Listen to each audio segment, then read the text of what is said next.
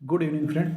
आज का वीडियो बहुत इंपॉर्टेंट होने वाला है। ये ब्रेकआउट पे ट्रेडिंग की स्ट्रेटजी है, उसके ऊपर मैंने ये वीडियो बनाया है। तो ये वीडियो को गौर से देखिएगा और इसको समझने की कोशिश कीजिएगा। अभी मैं फुल ब्रेकआउट को कैसे ट्रेड करें इसके ऊपर आपको बताने जा रहा हूँ। यूट्यूब के ऊपर बहुत सारे वीडियोज़ हैं, लेकिन इसमें मैं आपको ब्रेकआउट के ट्रेड कैसे आप सक्सेस रेट को हाई कर सकते हैं उसके बारे में बताऊँगा। नॉर्मली ब्रेकआउट ऐसा माना जाता है कि कोई भी स्टॉक जो है, अभी जैसे कि आपका जो है, मैं कोई एक स्टॉक लेता हूँ, एक वी गार्ड करके लेता हूँ, ठीक है। अब ये सपोर्ट रेजिस्टेंस उसका ड्रॉ करते हैं, उसके ऊपर जाता है तो ब्रेकआउट हो गया, ऐसा मान के हम लोग ट्रेड करते हैं। अभी तो मैं सारे इसको रिमूव ड्राइंग्स कर देता हूँ। जैसे सपोज कि यहाँ पे हमने आइडेंटिफाई किया ये एक रेजिस्टेंस जोन है। अभी यहाँ पे आके स्टॉक एक बार, दो बार, तीसरी बार यहाँ आया, कंसोलिडेट हुआ, ब्रेकआउट हुआ, तो यहाँ पे ट्रेड हम कैसे ले सकते थे उसके बारे में डिस्कशन करेंगे, ठीक है। और वही हमारा टॉपिक है कि हम ब्रेकआउट पे ट्रेड कैसे करें। अभी ब्रेकआउट किस तरह का होता है? ब्रेकआउट के भी बहुत प्रकार हैं, जैसे 55 डेज हाई ब्रेकआउट, 21 डेज का वीकली का ब्रेकआउट होता है, वो भी एक अच्छा ब्रेकआउट माना जाता है, जो पोटेंशियल अच्छे वाले ब्रेकआउट होते हैं।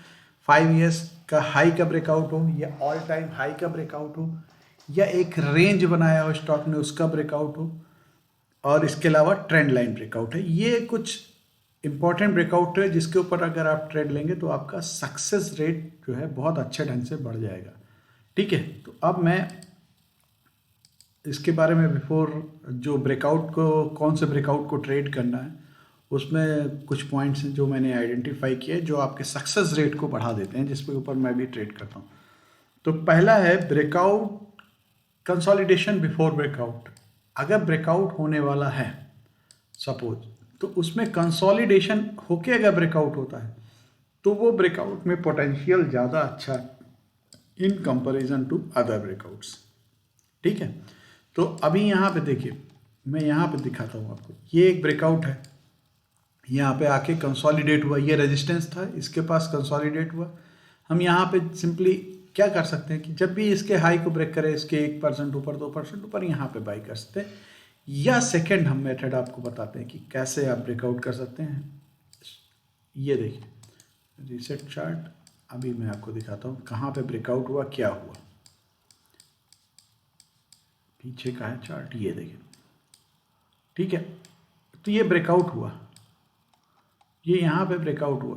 ब्रेकआउट के बाद वो नीचे आया, नीचे आने के बाद जब भी स्टॉक एक, अगर इसको अब आवरली में कन्वर्ट कर दूं मैं, तब आपको बिल्कुल एग्जैक्ट पता चलेगा क्या हुआ था उस समय, ठीक है। उसको जैसे डेली में ब्रेकआउट किया या वीकली में ब्रेकआउट किया, तो उसको तुरंत आवरली में जाना है, क्योंकि रिट्रेसमेंट बहुत ज़रूरी है। रिट्रेसमेंट होना चाहिए तभी आप स्टॉक को लेंगे। अब यहाँ पे देखिए, यहाँ पे ब्रेकआउट उतना अच्छा नहीं था, लेकिन यहाँ पे ब्रेकआउट जो हुआ था, आप अगर डेली में देखेंगे उसमें कैंडल अच्छी बनी थी। अच्छी कैंडल, मैंने आगे पॉइंट बताऊंगा कि अच्छी कैंडल के साथ ब्रेकआउट होना चाहिए। यहाँ पे अगर आप ट्रेंड लाइन ड्रॉ करेंगे, ये ट्रेंड लाइन का ब्रेकआउट हुआ, इसके ऊपर गया, हमको यहीं पे ट्रेड लेना था, स्टॉप लॉस ये था। अगर मैं यहाँ पे ट्रेड लेता, सपोज यहाँ पे ट्रेड लेता और ये मेरा स्टॉप लॉस मैं यहाँ रखता और 1:2 के रिस्क और रिवार्ड पे काम करता, तो ये हमारा टारगेट होता, जो कि हमारा टारगेट अचीव हो गया। अभी देखिए कितने दिन में अचीव हुआ मेरा। यहाँ पे मैंने लिया, ठीक है, यहाँ पे लिया और यहाँ तक मेरा नियर अबाउट 8 डेज 2 आवर्स में हमारा 10% का टारगेट अचीव हो गया। तो इस तरह से आप कंसोलिडेशन को देखिए कि कंसोलिडेशन अगर ब्रेकआउट के पहले हो रहा है, डेली चार्ट पे अगर कंसोलिडेशन के बाद ब्रेकआउट हो रहा है, तो वो ब्रेकआउट बहुत ही अच्छा है। यहाँ पे कंसोलिडेट होकर ब्रेकआउट किया है, ठीक है। तो एक तो ये हो गया। अब दूसरी चीज़ पे चलते हैं। Breakout level rejected at least one time. Normally क्या होता है कि हमारा ये यहाँ पे था, ये रेजिस्टेंस था, एक बार रिजेक्ट हुआ, दूसरी बार आया, यहाँ पे कंसोलिडेट हुआ। ऐसा नहीं है कि एक बार आया, दूसरी बार आया और तीसरी बार ब्रेकआउट कर रहा है। मतलब एक बार एटलीस्ट जो है रिजेक्शन, वो इम्पॉर्टेंट है। अगर रिजेक्शन हुए बिना ही डायरेक्ट आपका स्टॉक ऊपर निकल जा रहा है, तो वो पोटेंशियल नहीं है, उसको आप उस स्टॉक को ना ट्रेड करें तो भी अच्छा है, क्योंकि उसमें आपके ट्रैप होने के चांस बढ़ जाएंगे। और ब्रेकआउट जो हो वो एटलीस्ट 60% बॉडी वाला कैंडल होना चाहिए, ग्रीन कैंडल।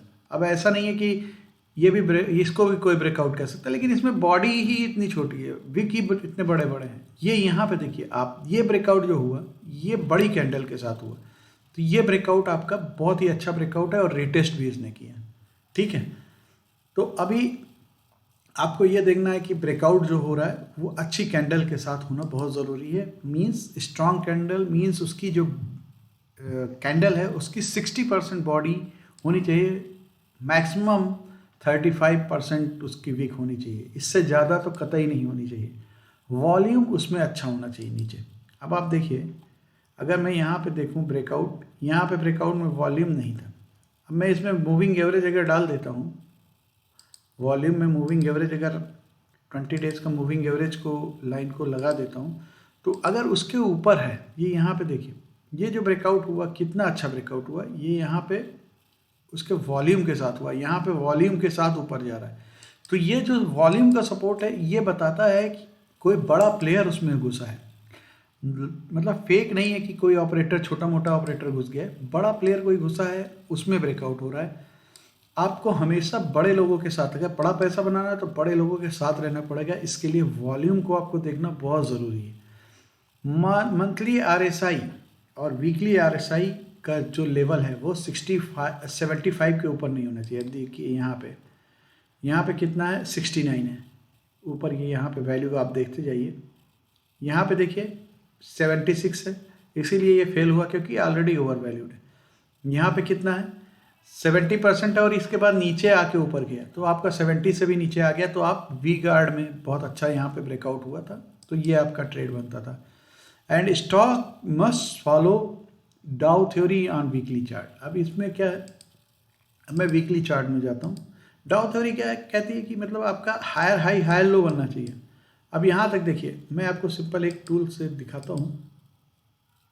हाई बनाया, लो बनाया, हाई बनाया, high low, high low, high low, यहाँ से ट्रेंड रिवर्स हो गया, डाउन ट्रेंड शुरू हो गया, यहाँ तक डाउन ट्रेंड चला। ये हाई बनाया, एक लो बनाया, हाई बनाया, लो बनाया, इसके बाद जो हाई बनाया ना, ये पिछले हाई के ऊपर बनाया, तो ये आपका यहाँ पे डाउ थ्योरी को वीकली में फॉलो कर रहा है, इसलिए ये ट्रेड बहुत ही अच्छा ट्रेड साबित होगा अगर हम यहाँ पे लेते तो ये आपका हो गया।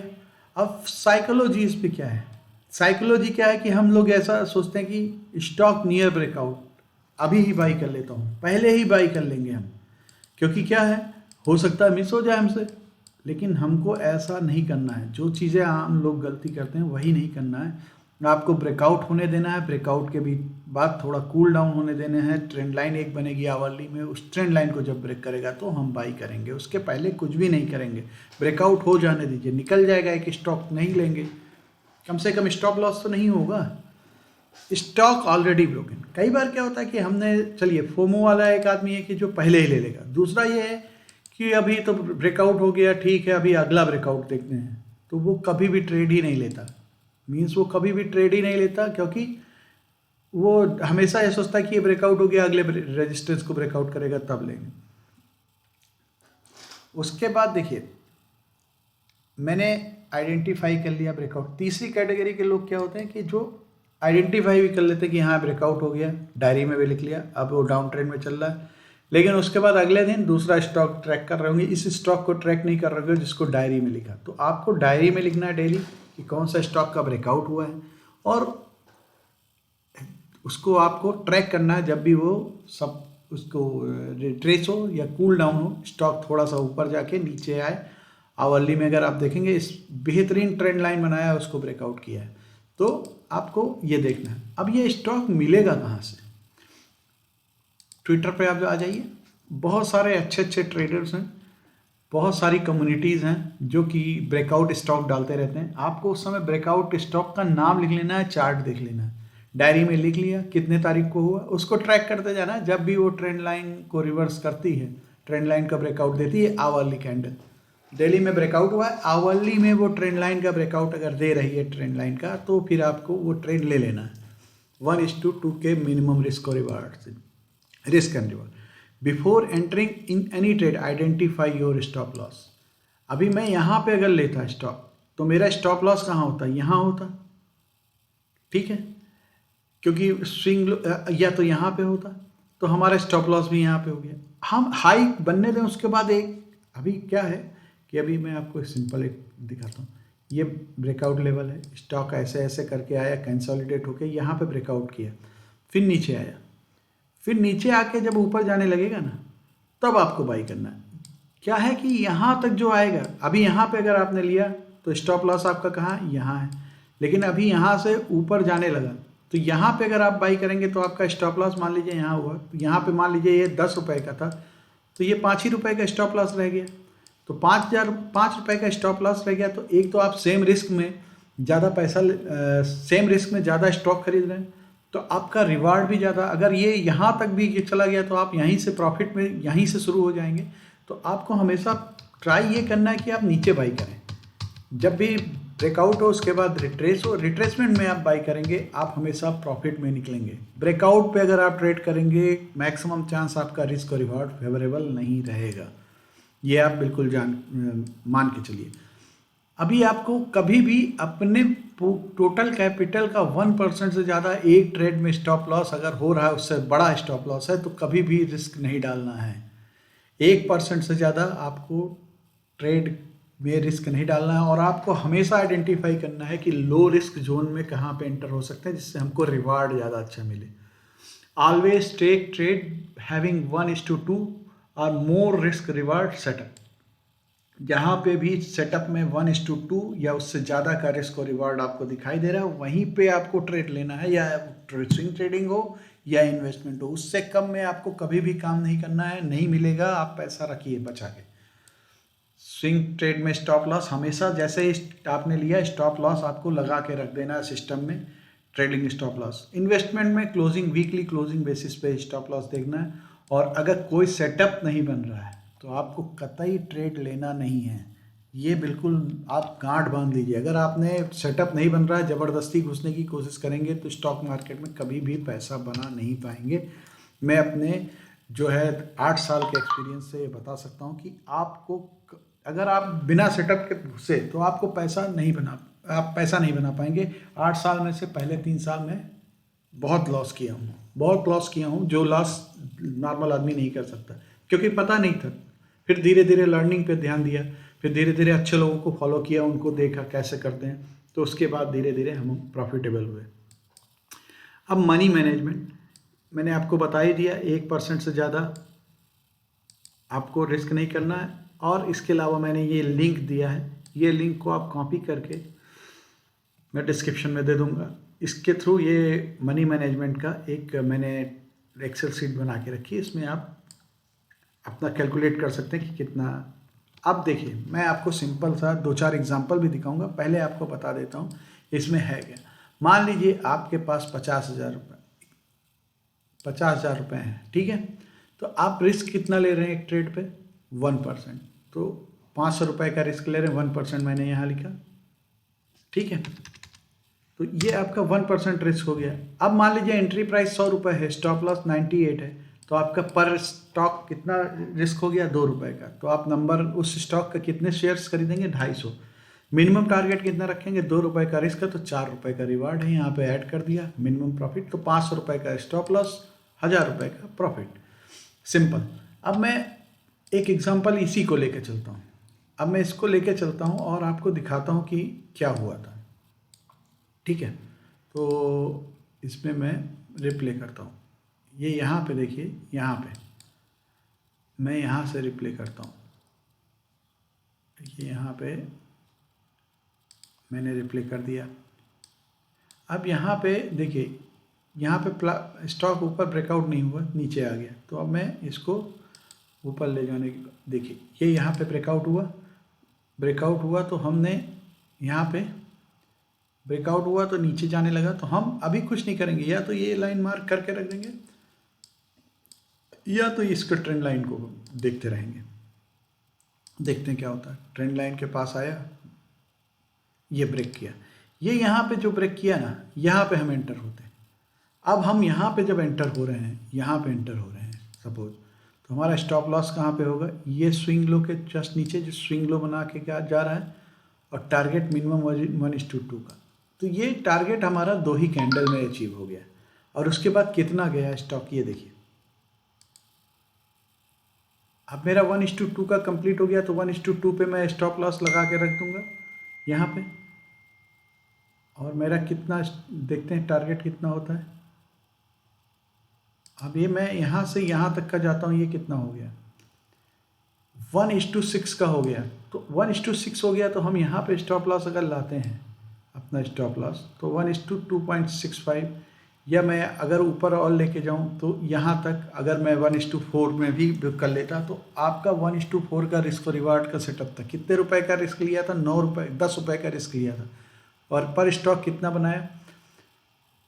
60 रुपये, 70 रुपये। अब मैं यहाँ पे देखिए, यहाँ पे एंट्री प्राइस कितनी थी, यहाँ पे देखिए इसका क्लोजिंग कितना था 193.7। अब मैं पोजीशन साइज जो मनी इसमें है 197.4 है ना, 193.7 है, सॉरी 193.7 पे मैं एंटर होता। स्टॉप लॉस मेरा कहाँ होता?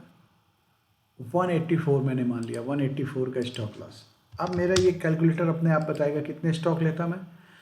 51 स्टॉक, 50,000 का है तो 51 स्टॉक लेते, और हमारा टारगेट मिनिमम 213 रहता। हमने 213 नहीं 255 तक ट्रेवल किया। अभी आप ऐसा ना समझिए कि केवल एक ही स्टॉक मैंने बता दिया है। आप कोई भी, मैं ऊपर से खोलता हूँ, यहाँ से स्टॉक बोलता हूँ कि कोई भी स्टॉक खोल के देखिए, ये सभी स्टॉक में ऐसा ही काम करता है। अब आरती इंडस्ट्रीज को ले लेते हैं। अब आरती इंडस्ट्रीज को मैंने ले लिया, ठीक है। अब मैं आरती इंडस्ट्रीज में जहाँ पे ब्रेकआउट हुआ, ये यहाँ पे देखिए क्लासिकल ब्रेकआउट ये था देखिए, यहाँ पे इसने, यहाँ पे आप अगर लेंगे 55 डेज का हाई का, तो यहाँ पे एक्चुअली ब्रेकआउट हुआ है, ठीक है। अब मैं यहाँ पे एक लाइन खींच देता हूँ और यहाँ पे देखता हूँ कि क्या हुआ। ये यहाँ पे ब्रेकआउट हुआ। अब मैंने यहाँ पे लाइन खींच दी आइडेंटिफाई करने के लिए, इजीली आइडेंटिफाई करने के लिए, और आवरली कैंडल उसमें चले गए हम। अब हम आवरली में जाके ये देखेंगे कि उसके बाद ब्रेकआउट के बाद क्या हुआ। वो बहुत इम्पोर्टेंट है आवरली के कैंडल पे आपको ये जानना कि उसके बाद क्या हुआ। देखिए यहाँ पे ब्रेकआउट हुआ, यहाँ पे ब्रेकआउट हुआ स्टॉक, फिर ये लोअर हाई लोअर लो बनाता हुआ जा रहा था, ठीक है।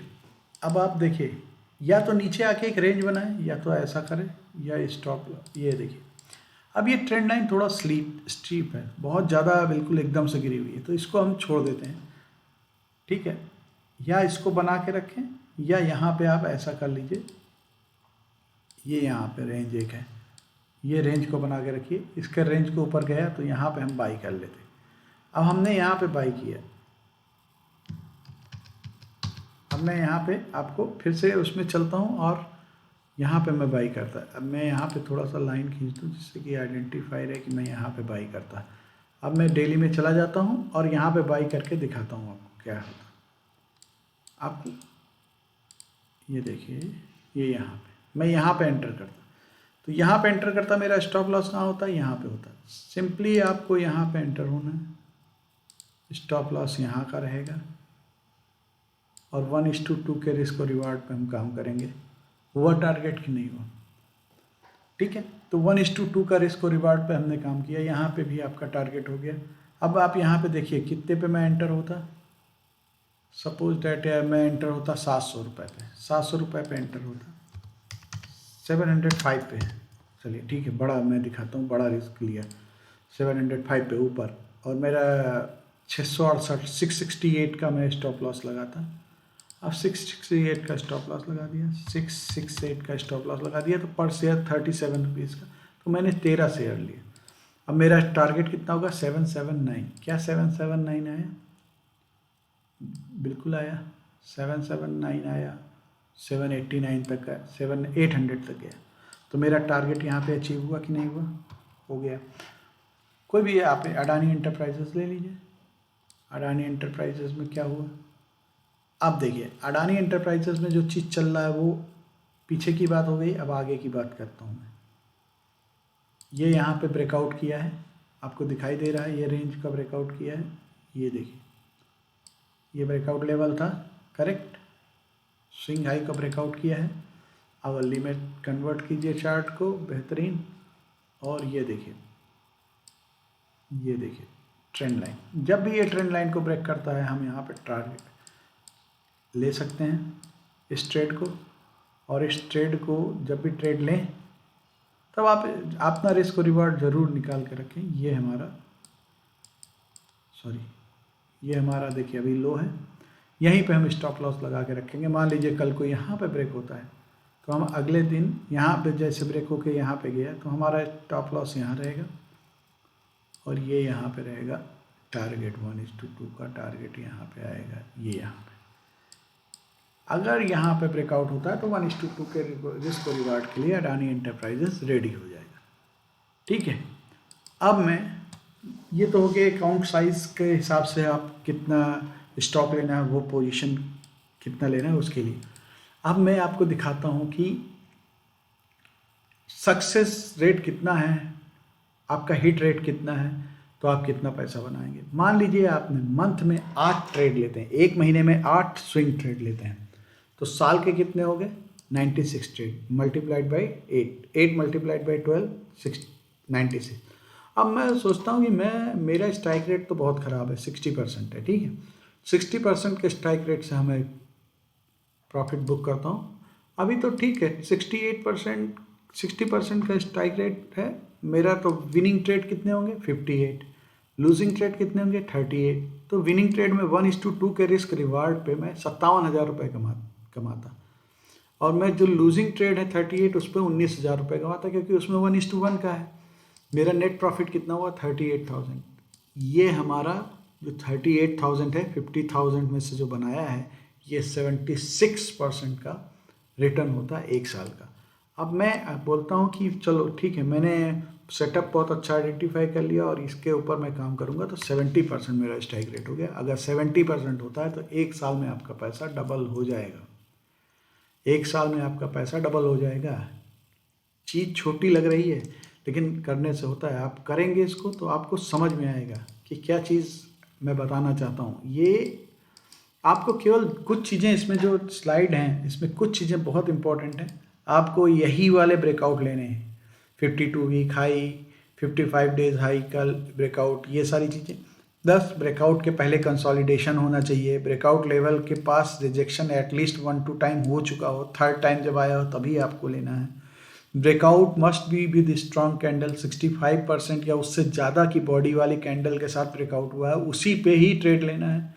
Volume must support the breakout का जो वॉल्यूम है वो ऊपर होना चाहिए, 20 डेज का जो मूविंग एवरेज है वॉल्यूम के ऊपर, उसके ऊपर होना चाहिए। वीकली और मंथली RSI 75 के ऊपर नहीं होना चाहिए, वो ओवरसोल्ड जोन में नहीं होना चाहिए। और दूसरा चीज़ है वो 60 के नीचे भी नहीं होना चाहिए। मैं इसमें लिख दे रहा हूँ, also should not be less than 55 कर देता हूँ, क्योंकि 60 में भी आपको स्टॉक ही ना मिले। स्टॉक मस्ट बी फॉलोइंग डाउ theory on weekly chart, weekly chart पे उसमें हायर हाई हायर लो बन रहा होना चाहिए। मतलब वीकली चार्ट में ऐसा बनना चाहिए सेटअप, ऐसा होना चाहिए, बिल्कुल क्लियर अप ट्रेंड में होना चाहिए। अभी मैं आपको इसका अडानी का दिखाता हूँ। अडानी में क्या है, अडानी में देखिए ये लो था, हाई लो, अभी ये हाई को ब्रेक कर दिया, ये हाई को, तो अब ये अप ट्रेंड में आ गया। तो अभी बिल्कुल सेटअप इसका अच्छा सा बना है अडानी में, आप अगले हफ्ते ध्यान दे सकते हैं। तो ये वीडियो यहाँ पे फिनिश करता हूँ। आने वाले वीडियोस में मैं और भी एक स्ट्रेटजी जो इंडेक्स की है और म्यूचुअल फंड की स्ट्रेटजी है उसके ऊपर मैं बताऊँगा आपको, वो भी आप देख सकते हैं। वो भी उसमें आपको जो है टेंशन फ्री ढंग से आप नियर अबाउट 20% एनुअल रिटर्न निकाल सकते हैं इंडेक्स ट्रेडिंग से।